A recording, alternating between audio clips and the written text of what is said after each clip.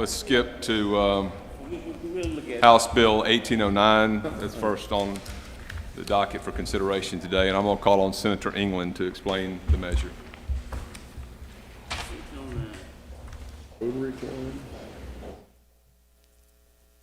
Thank you, Mr. Chairman. House Bill 1809, what this does essentially is we'll move $20 million into what is being created as the Rental Assistance Grant Fund. The $20 million will be, the MDA will set up the process by which this can be applied for. Anybody with lost rental income will be able to apply for up to $30,000. The rental assistance bill did pass through the Rules Committee with one amendment earlier today, so this is just appropriating the money into that, allowing for appropriation of $20 million into that fund. That's essentially it for this.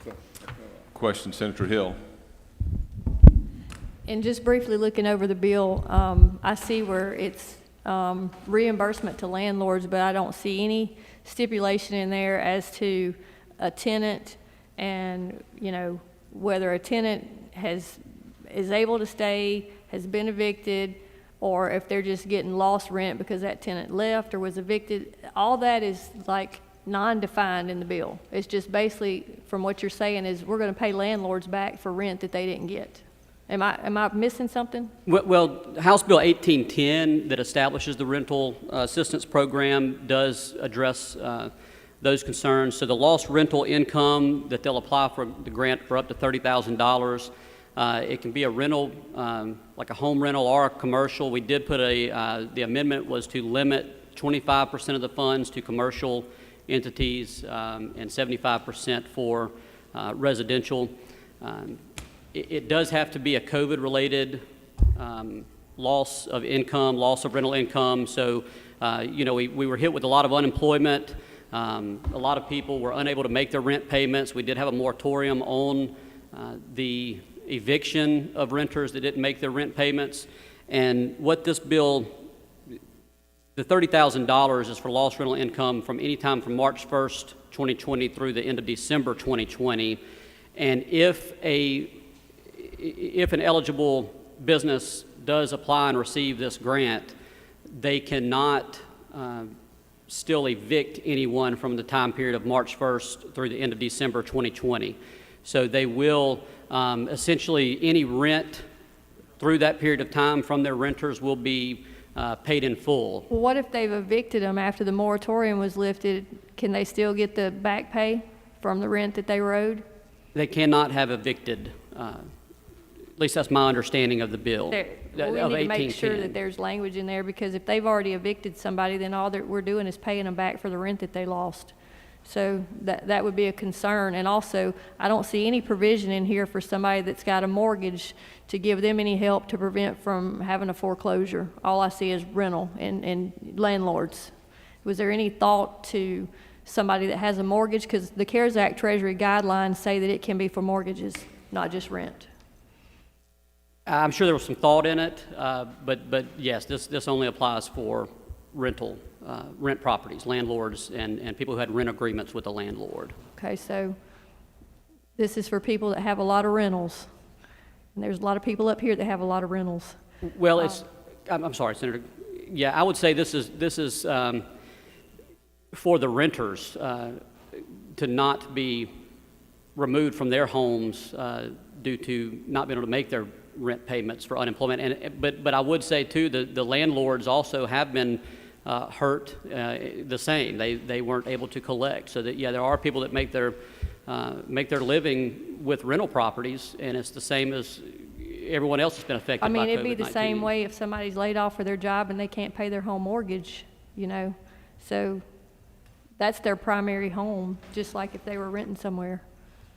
Yeah, I understand. Thank you. Thank you, Senator Hill. Senator Norwood. Thank you, Mr. Chairman. Are there provisions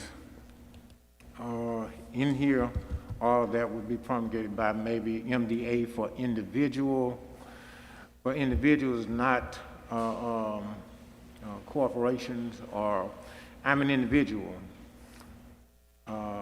I've not been able to pay my rent, how would I, or is there access in the individual counties that I can access that rather than coming to Jackson to deal with MDA? So the program is established to allow the landlord to apply for it. So the renters won't be applying for this. It will just be those that lost the rental income from their renters.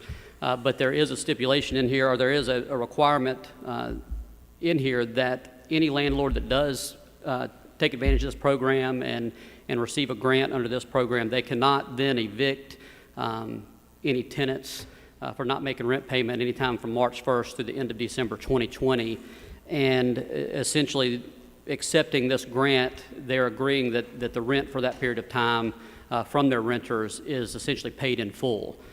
So that's where the renter will gain some advantage to this. But yes, it's the landlord that directly applies for this. Does that answer your question? I believe that's what you're asking. If the renter... Okay, so there are no provisions for me being a rental to advocate to go in and access these, except that I go through my landlord, and then my landlord would make the application to receive the resources, and I would benefit as a result of that.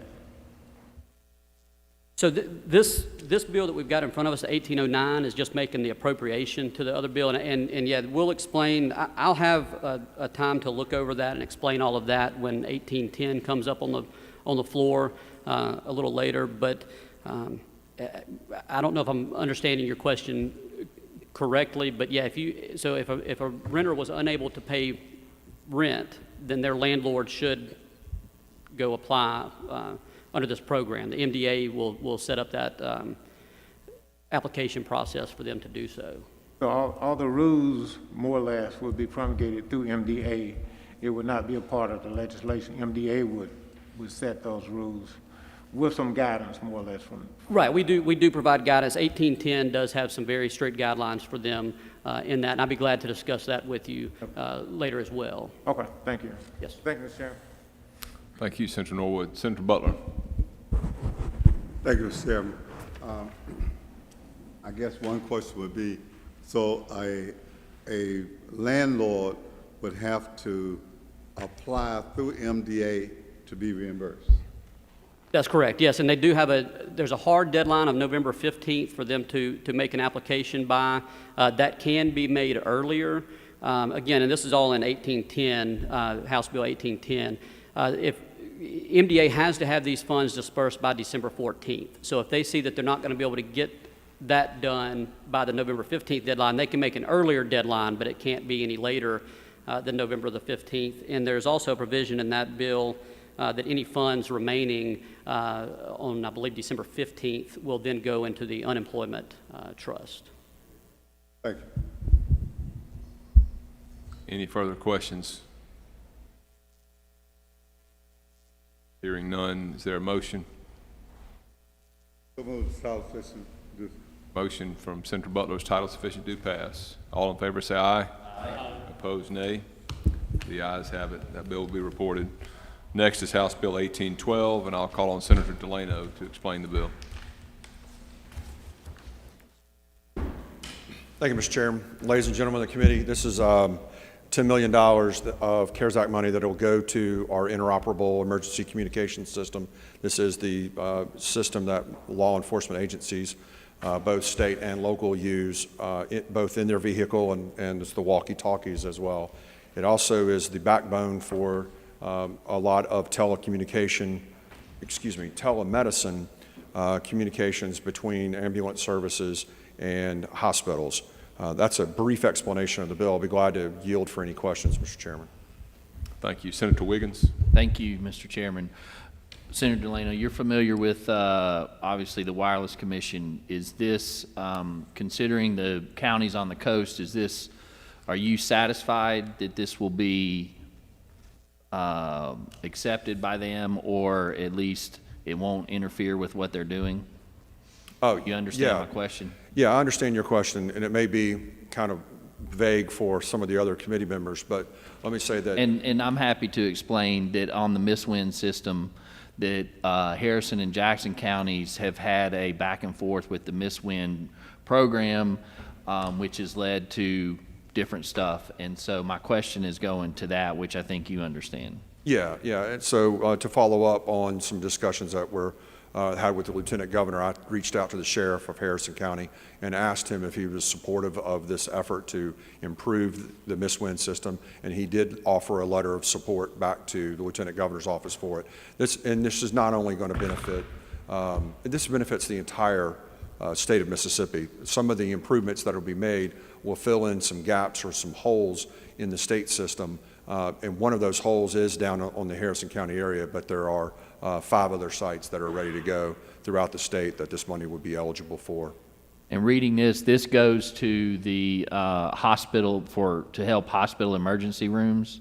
Yeah, so like I said, there's a backbone of a data network that's used for telemedicine, so it allows for ambulances to communicate back to hospitals to provide critical data, mission critical data back to the hospital itself and or to any other user. That's just the example that's used, and that we want to upgrade and be able to help out some of our first responders in the field. Do you know if Jackson County has joined in to that letter with Sheriff Peterson? No, I don't know, but there certainly would not be any adverse impact at all to any county. This only helps the the 48,000 users of the system that we have today. Thank you. No further questions. Thank you. Senator Hill. Are they going to take any bids on any equipment that they're going to purchase, or is it a sole source contract for Motorola like all the rest has been? Well, they have a contract it's an existing contract for equipment that's with Motorola. The Motorola, well, all of the equipment that we have in the system is a Motorola system. So obviously, if there are some upgrades to their systems, they would run through that existing contract that they have in place. There may be some other expenditures that are outside of the Motorola contract, and of course, they would have to comply with all state laws for procurement.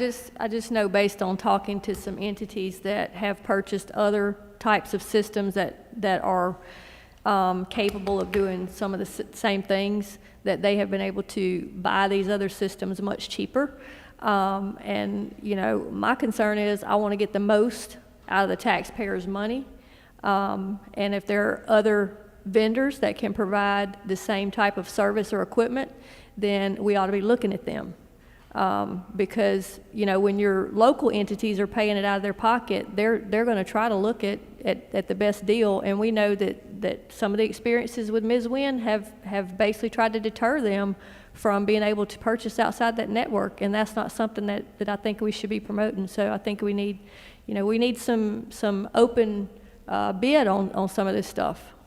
Senator, I share your passion to make sure that we have the best utilization of taxpayer money, and especially dealing with Miss Wynn for the last 8 years, we've made changes over there to try to help our locals out. And I've heard from, Better than it used to especially in be. your area. Better than it used to be. Thank you. For sure. And they're still working on that. So the ambulances would have something installed inside for their communication to be able to communicate with the telemedicine system and Yeah, the there are a ER lot of system? there's a lot of ambulance services that already use Miss Wynn system, and UMMC has helicopters that they use also that has some of this equipment in it as well. And there's also partnerships that are being done with C-Spire and some other traditional data networks. However, this is a mission critical system where we have preemption and prioritization over the transmission. So in times of critical need, this is the system that will provide that reliable service to our first responders. Thank you. Any further questions? Mr. Chairman, the motion would be title sufficient do pass. When you're Motion ready. is title sufficient do pass. All in favor say aye. Opposed, nay. The ayes have it. That bill will be reported. Finally, moving back to Senate Bill 3063. I'll call on Senator Bryan to explain the bill.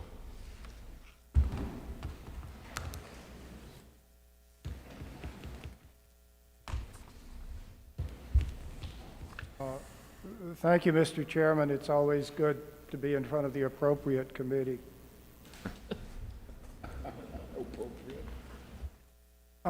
In the previous time we were in Jackson, whenever it was, we passed a bill to send some money to folks for health care, primarily hospitals. What you have before you is basically a technical correction bill. The dollar amounts don't change. There's just some of the language about the fine points of the money. First change is on line 21. The existing Senator Bryan, language. can I get you to speak a little closer to the microphone? Sure. We have a couple of senators that cannot hear you. I'm trying to juggle all these various considerations, and I can't juggle. Line 21, we have learned that ambulatory surgical centers are certified rather than licensed in some respects. So that's a technical change. On subsection E, over in lines 56 to 62, ambulances have had a particularly difficult time. We were trying to get $5,000 per ambulance. This has to be something that's eligible under the CARES Act. We, I think improperly and in haste, tried to restrict it to protective gear. This just says, apart from all the cross references, at the end of the day, it says you get $5,000 per ambulance for any eligible expenditure under the federal law, which accomplishes what the intent was all along.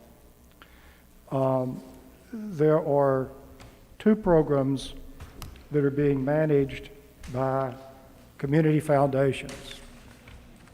There are 7 community foundations across the state.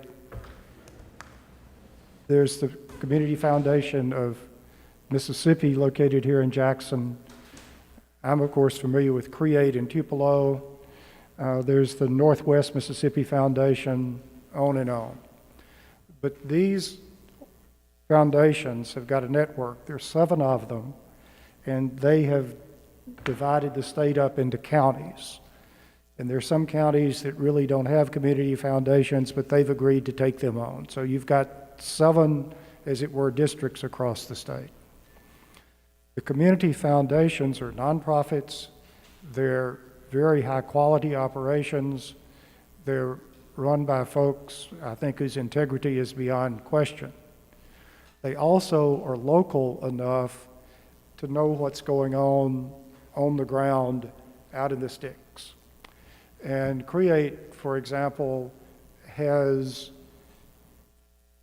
in addition to the CREATE organization itself, sort of subgroups for Itawamba County and Pontotoc County and Oxford, Lafayette County, and on and on and on. And so these are folks who know what's going on the ground. So funds flow to them, and they are the gatekeepers, and they, through this program, send money to food pantries and to nonprofit organizations. There's a limit of $4,000 per entity, and the idea is to get some money out of this huge pile of money we have, some money out on the ground for unanticipated purposes. There was a discussion, Senator Hill, and this is a prime example, of individuals who can't make their mortgage payments because of losing their job or whatever. One of these organizations, a rural community development club, a Rotary Club, whoever, could set up a program to help people with mortgage payments. Obviously, there's a possibility of purchasing protective gear. There are a number of people in Mississippi who are making protective gear. There is an organization that has several places statewide that I was talking to yesterday that says they have packages of 2,000 masks that they'll sell for $600, or close to $600 some odd dollars. So that's an amount of mask at a very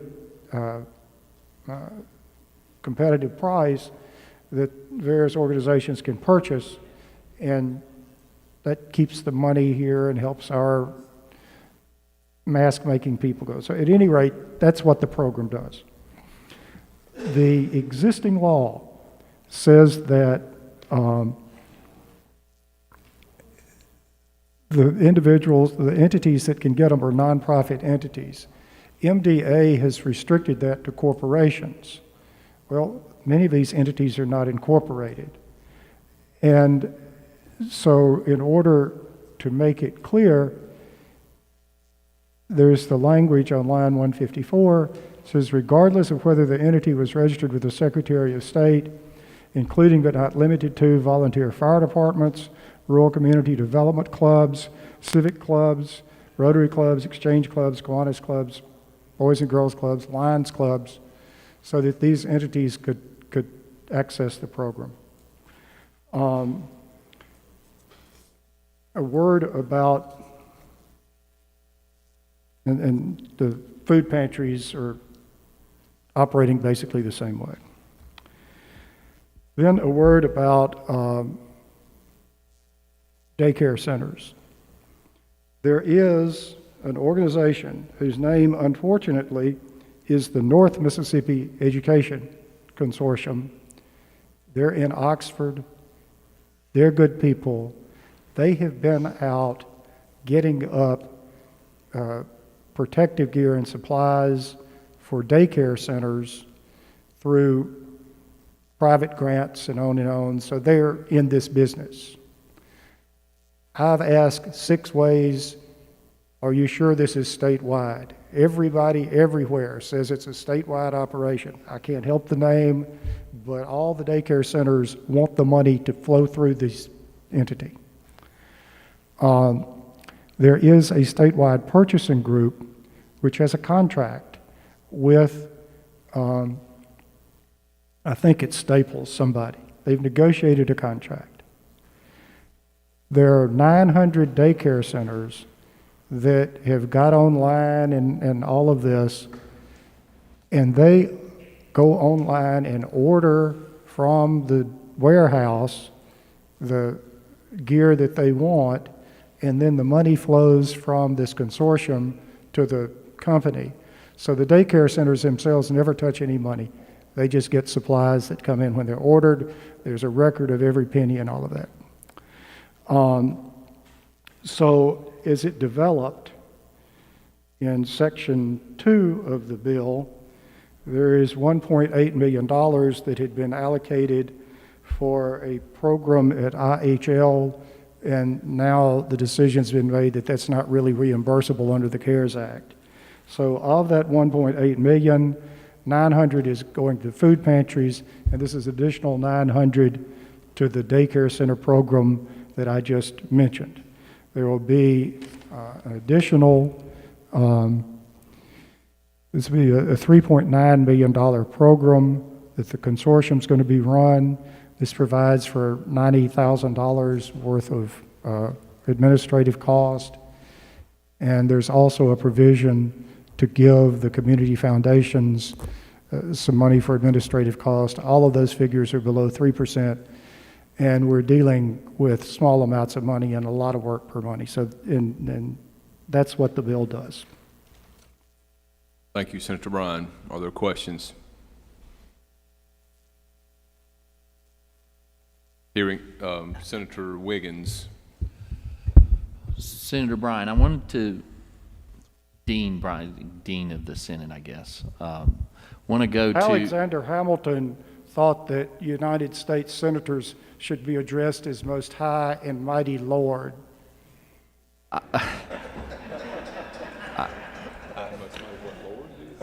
Just think about it. I mean, just think about it. It'll grow on you. It'll grow on you. Yeah. It'll be growing a long time. So, I want to go to lines 154 to 159, and in reading that, which is an amendment to this, from my personal reading of it, there's some concerns about accountability, to say the least. So my question is, what are we trying to do there? And the part that really concerns me is this whether or not register with the Secretary of State, because I'm afraid that we need accountability. So what are we trying to do with this language? Well, this is all a program for reimbursement. So this entity has to spend the money and send in proof that the money has been spent to the community foundations. So you've got the check that each of the 7 community foundations has its reputation at stake. It's obligated to repay the money if it's misspent. And these are folks who know what's going on the ground. So there are 2 ways that you have accountability. One is it's a reimbursable thing, and you've got all this in receipts and all before you get reimbursed. And secondly, it's reviewed by the community foundation.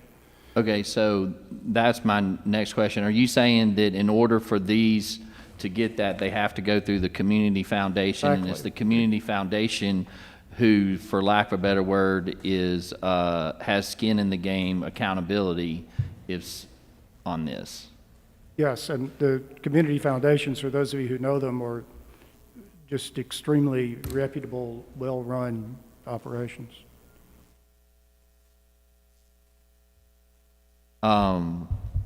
Creates Okay, taking to care of use Create's taking care of $50 million from Toyota, as an example. I understand, but to use a hypothetical, what's to keep somebody, like 2 people just getting together and saying, hey, we're the Jackson County Rural Community Development Organization and we want this money? Or making up receipts. Well, I think that they would have to apply to the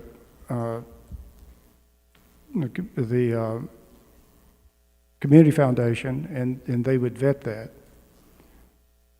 Okay, I personally, You also have the definition of a nonprofit, which is provide service to the public. No part of the assets, income, or profit is distributed or inures to the benefit of its members, directors, or officers.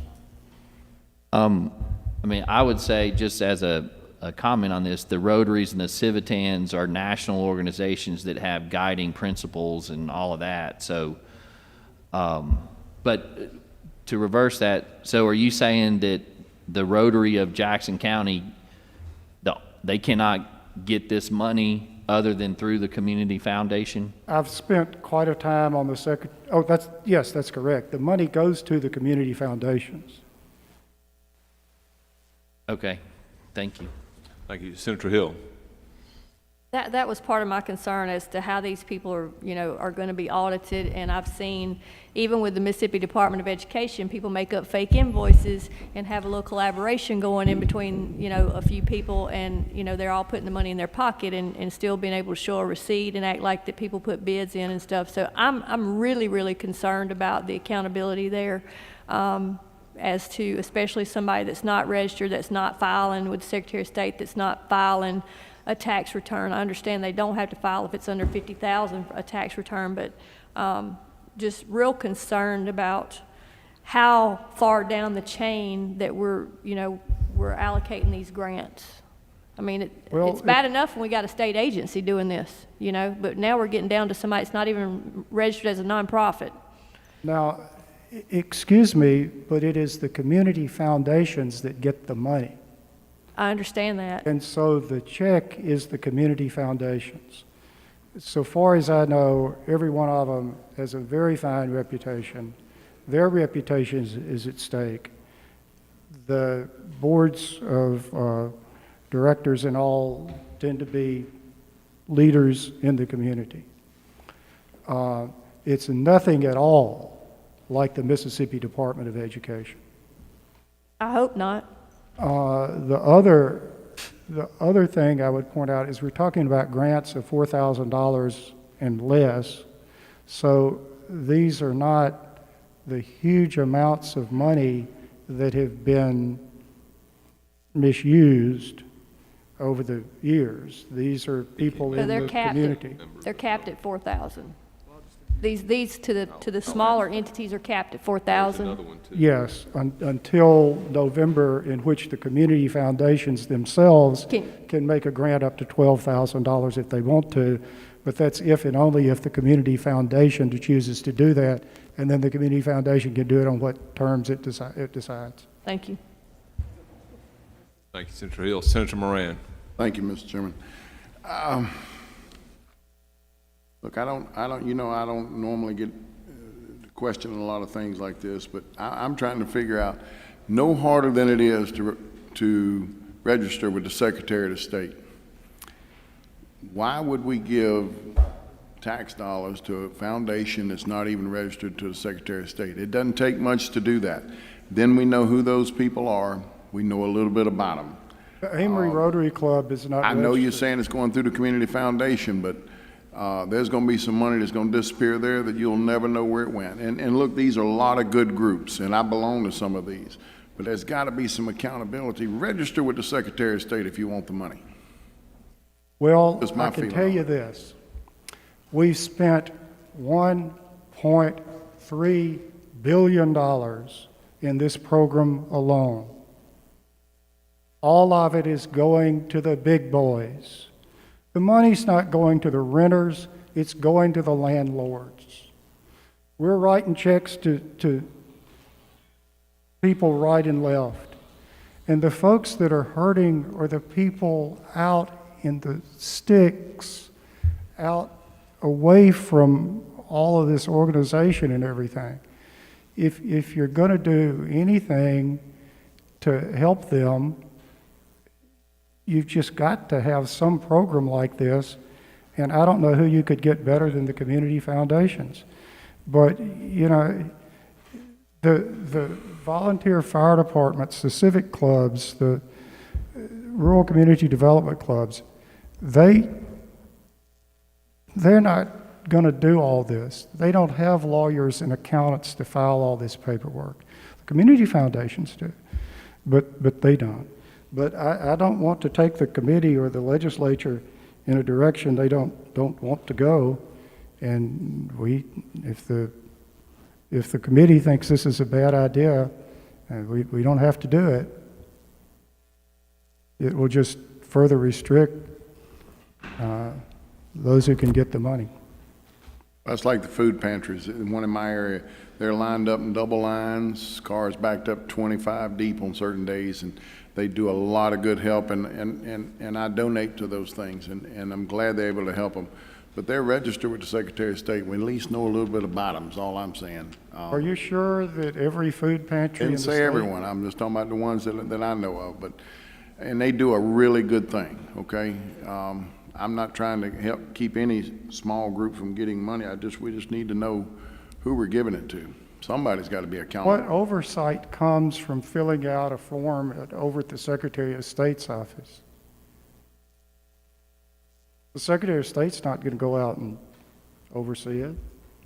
It's just more paperwork and a burden. But again, it's a decision for the committee to make. I'm content. Other questions? Not, Senator Wiggins, I'll recognize you. Thank you, Mr. Chairman. I have an amendment and would ask to be You're able to state the recognized. amendment. You're and- recognized to state your amendment. Thank you. Mr. Chairman, my amendment, and I'm just going to read it for the benefit of council and the committee, would be to starting at line 154 to strike out the language starting with the word regardless,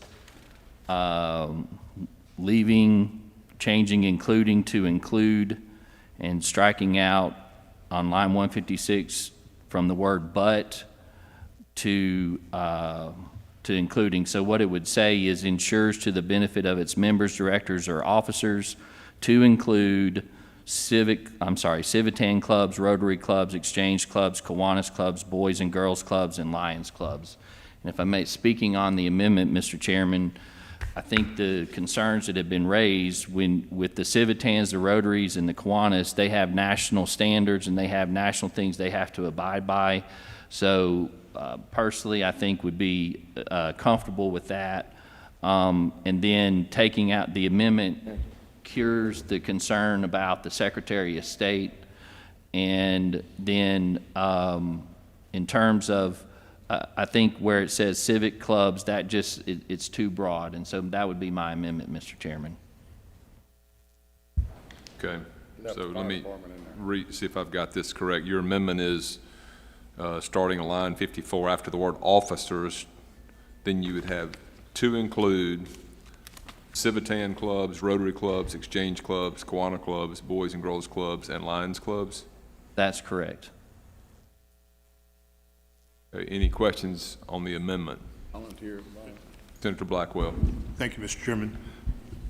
Senator Wiggins, so you're removing volunteer fire departments? Yeah, but I would be comfortable in having that in there. I'm not familiar with the registration of volunteer fire departments, but I would think that they would be pretty on the up and up, to be quite honest. Okay, so then my amendment would be to leave that language in there. Thank you. All right, before we get back to the amendment as it's stated, I think Senator Hill had her hand up first, and then we'll come to you. Yeah, I was just going to clarify that volunteer fire departments are actually a quasi-governmental entity that get some funding from the taxpayers through the boards of supervisors, but many of them have established nonprofits as well for fundraising purposes to buy equipment and stuff like that. So a lot of them, they're either they're already hooked to the government as volunteer fire departments, so there's already some auditing process there. Plus, some of them are nonprofits as well, or have established a nonprofit. That was just my addition to your question there about it. Okay. Then, Mr. Chairman, I would restate my amendment to have that language included in there, the volunteer fire department. Okay, I'm going to come back and restate it fully before we vote. But Senator Seymour, you have a question? Would the senator have any problem with adding the 4-H and FFA association clubs? No. I would assume they have the accountability standards, right, to do that. Yes, so 4-H and FAA. I think they would be excluded anyway. For Senator Sampson Jackson first, and we're going to come back to it in a minute. My question is Senator Wiggins. Do I need to wait? Go ahead. I'm sorry, Senator Jackson. My question is to Senator Wiggins. Yes, proceed. Okay. Other than the fire department, what other entities did you eliminate? Well, through the amendment the amendment requires there be a filing with the Secretary of State, or the language that says it doesn't have to be is stricken out, and where it says the Rural Community Development Foundation, and then the civic clubs. The reason civic clubs is out, it's just too broad, and as I've stated, the Civitan, Rotaries, Exchange clubs, they're all nationally recognized and have accountability standards and all of that. Who would be civic club? What type of organization would that be? I don't know. That's the problem, is if you just say civic clubs, some two guys could just come up and say, we're a civic club. And when money's being given out, I think that's too much of a temptation, and it's about the accountability. Thank you. Thank you. Any other questions? More question. All right, so Senator Wiggins, if you would restate, I'm sorry, somebody else have a question? Senator Hill. There are a couple of other nationally recognized civic clubs that aren't listed on here, and I'm not for sure if they're nonprofits, like the Mississippi Federation of Women's Clubs and like the Junior Auxiliary. There's some of those that may also have national affiliations. I think that if they are a nonprofit, they would not be excluded anyway, correct? Let me ask a question about, are these, I have no problem, whatever the committee wants to put in is fine, as long as it makes sense on the civic clubs, but did those qualify as civic clubs? I'm looking for some way to make sure that we've included, I think the intent would be to have any recognized civic organization, nonprofit civic organization, but That maybe has a statewide. I don't know how to make that broad enough, so my question to you, I guess, is do those qualify as civic clubs? I think they do, but I think you could just add the clarification that whether or not, if they have a national or a state affiliation, you know, if they're statewide or nationwide. I don't know. What would But I be, think what most would of be them- considered a I think- national affiliation or a state Like affiliation? Kiwanis or Rotary or like National Federation of Women's Clubs. I think Junior Auxiliary has a national chapter. I mean, there's lots of them that have national chapters that do this type of work. To Senator Bryan's credit, a lot of them do this type of work and do a good job at this type of work. And I just, you know, I kind of think that this language needed a little bit more time and input to think about, you know, if we are going to let these people be sub-grantees, you know, we want to make sure that we're including people that do this on a regular basis. And I know that Junior Auxiliary Clubs, Mississippi Federation of Women's Clubs, who have chapters all over the state, you know, several, and probably some that aren't coming to my mind, do this type of work and are very good at community service. So, you know, we wouldn't want to exclude them, and I'm not for certain if they are all registered as nonprofits. While we're cogitating on that, before I get to you, Senator Norwood, Senator Seymour, what was the one that you had recommended to Senator Wiggins to?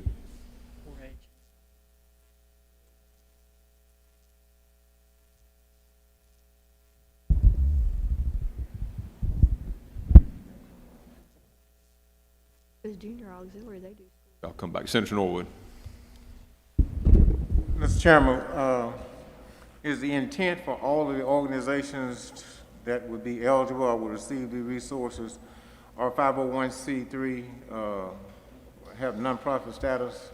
Well, there's a distinction between nonprofit and 501c3. Obviously, well, 501c3 is a little bit higher. You have to file with the IRS and get, technically get, I think, approved to be considered a 501c3 as opposed to a nonprofit. You can just register with the Secretary of State as a nonprofit. So I would probably say it in layman's terms, a little bit of a higher standard. You need to be a nonprofit and file the tax, get approval from IRS to be a 501c3. But I don't know what the intent is, frankly, and maybe I need to refer back to Senator Bryan on that issue. I think the ones I mentioned are not. Senator Bryan, did you hear the question? Is the intent, Senator Norwood's question, is the intent that they be 501c3s or nonprofits? If you're going to restrict it to 501c3s, I think you'd do better. In fact, I think we're better just leaving the language alone. Mr. Chairman, for the record, the But intent. hang on one second, Senator Wiggins. When you say leave it alone, leave it as it is proposed to be amended? No, just leave existing law Okay. alone. All right, I mean, I don't know what my role is here, except to say that I think by the time the committee works through the laundry list and everyone one at a time decides which club and organization we can trust not to steal money from the poor, that it's really getting to be counterproductive, and we'd do better just to eliminate that entire provision and leave existing law alone and let MDA have whatever regs they're going to have. Thank you, Senator Bryan. Senator Wiggins, you have a question? I'm sorry. Did you have a question? I was just a clarification on the amendment that my amendment was to not limit it to 501c3 because of the distinction that you, the chairman, said. Okay. As I appreciate the amendment at this point, it would be to include volunteer fire departments, 4-H, FFA. Let me ask a question about those momentarily, and the itemized civic clubs that you have in here. I don't have enough information about the nationally recognized or state recognized to be able to help frame any type of amendment, but I will come to that momentarily, but I want to get this FHA and FFA, or 4-H and FFA. Are those, I thought FFA was a school organization. They run through, in fact, through the extension service to some part. They oversee it, but the actual groups is on a community basis. And 4-H, same, that's through the schools? Basic. Are they out providing any kind of programs that match up with what Senator Bryan's proposing here for this, or what's in this bill? Do we know, does anybody know in the committee whether they're providing any of these services or attempting to? I think some of these others may be. Before we put them in there, I want to see if they're actually doing that kind of work. Not that I have anything against, certainly I'm supportive of those. I haven't been able to understand a lot of what the senator's been saying, so I don't know what his interpretation was. Okay. I was just going from the standpoint of civic groups, and Okay. they are of that same type. All right, before we go back to that, Senator Hill, you had a question? All the groups that I mentioned are already nonprofits. I looked them up. So I think his amendment to me is sufficient just to remove the part that says that regardless of whether whether they're registered, I think they need to be a nonprofit. And I'm okay with whatever language he puts in there as well. I just think they need to be registered. And Well, when we say registered, then I think we're back to Senator Bryan's point. You probably just ought to scrap the whole thing, because if it's the regardless of whether or not they were registered with the Secretary of State, I'm not sure if this is technical or not, but my appreciation is to technically be considered a nonprofit, you would need to register as a nonprofit corporation with the Secretary of State. You may call yourself a nonprofit, but I don't know that that's sufficient legally unless you are registered with the Secretary of State. Does anybody have a different appreciation? Council, am I correct in that assessment? Right, I knew that. Yeah, MDA currently is providing them to be registered. That's why the language in the original proposed amendment from Senator Bryan was regardless of whether they were registered. And I don't know, I don't have enough information to know if things like the Lions Club or the Civics Club, Civitans Club are registered with the Secretary of State. My guess is they are, but I don't know that. It certainly would exclude, if they're not registered, it would certainly exclude them from participation in this program. Mr. Chairman, if I may. Yes, Senator on Wiggins. that. So if I understand, if MDA is already requiring them to be registered, then by us including the language about Rotary clubs and Kiwanis clubs, that would mean that they would be eligible, those particular clubs that we're familiar with, which is the point of my amendment, which was they have controls within them, they're nationally recognized, and thus, even if they weren't registered, they could still be eligible for these funds. Yeah, the frustration is what's considered nationally recognized. I don't know. I could call my organization nationally recognized if somebody in Louisiana recognizes or Alabama, Louisiana recognize my company or my nonprofit. Ones that we all go to. And the fact is, this is a very short timetable to get these funds distributed, and that makes it more frustrating in the sense that it's hard to define this. Because we're on a short timetable today to get something done if we're going to do it. And number two is there's a short timetable to get this process through the system. And I'm willing to, the will of the committee is fine. I don't know if you want to offer your amendment again and succinctly, or if you want to leave it alone or scrap all of it, but I'll leave that up to the committee to make the decision as to what you want to take to the floor. Mr. Chairman, I would offer my amendment and call for a vote on the amendment as has been stated by the chair. Okay. Or I'm happy to read it. Would you read it? The only thing I was left uncertain about were whether or not the FHA and FFA applied and whether there was any way to define what's nationally or state recognized for civic clubs. So I'll leave it up to you to make the amendment and then we'll take a vote on it. Before you do, Senator Blackwell has a question. Actually, more of a comment, Mr. Chairman.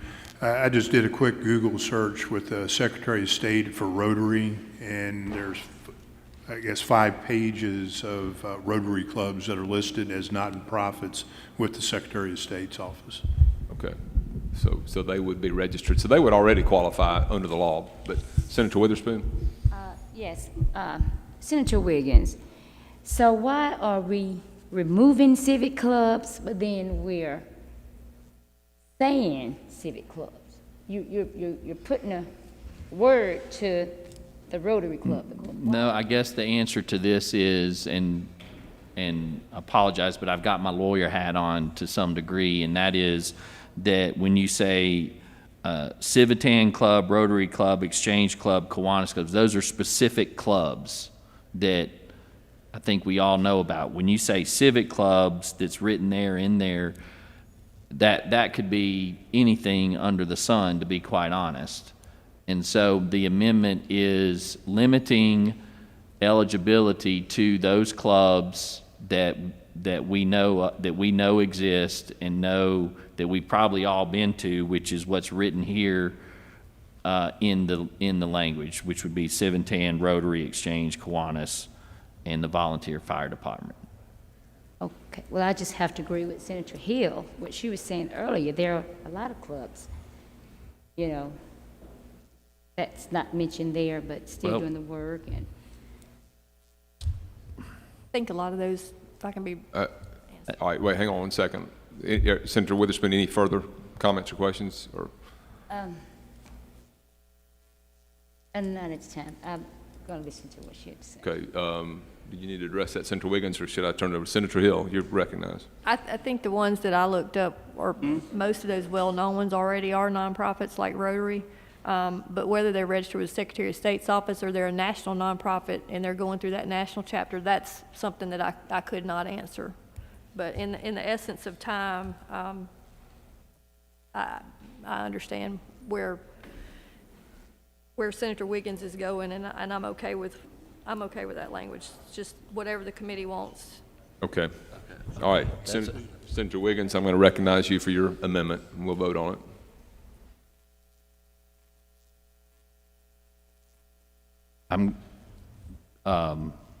In light of the discussion, I was going to restate my amendment. Please do. Chairman. So the amendment would be to, on lines 154, take out the language that says regardless of whether the entity was registered with the Secretary of State, and leave everything else in there.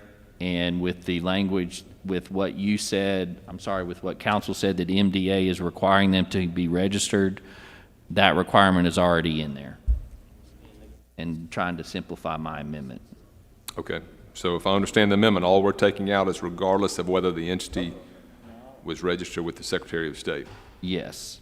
And by leaving the rest of the language in there, the discussion that we've talked about, those clubs are eligible, and the community foundations will be responsible for overseeing that, the accountability side of that. And Okay. that is my amendment. You've heard the amendment. Any further questions?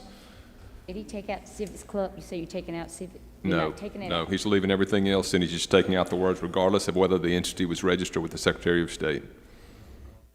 Any further questions? If not, all in favor say aye. Aye. Opposed, nay. Let's go one more time. All in favor say aye. Aye. Opposed, nay. No. The ayes have it. Division's been requested. If you're in favor of it, raise your hand. 3, 4. Chair is no longer in doubt. The ayes have it. Now, we did have one other amendment that I believe on line 207. I'm told that out of the funds appropriated in this paragraph, where it says B, that should be A. Can I get a motion to make that amendment? So moved. Technical amendment. Motion is to change paragraph B to A in line 207. All in favor say aye. Aye. Opposed, nay. The ayes have it. Is there any further discussion on the bill as amended? Title sufficient, do pass as amended. Committee substitute. The motion is title sufficient, do pass committee sub. All in favor say aye. Aye. Opposed, nay. The ayes have it. That bill will be reported. I'll entertain a motion to rise and report. Rise and report. All in favor, aye. Aye. Opposed, nay. The ayes have it. Thank you very much. Thank you.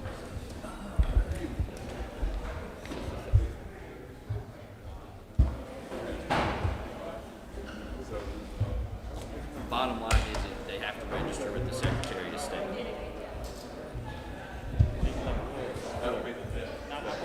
Yeah, I'm sorry, that's the net. Well, That's I'm correct. still That's concerned about That's right. how much money. No, it passed.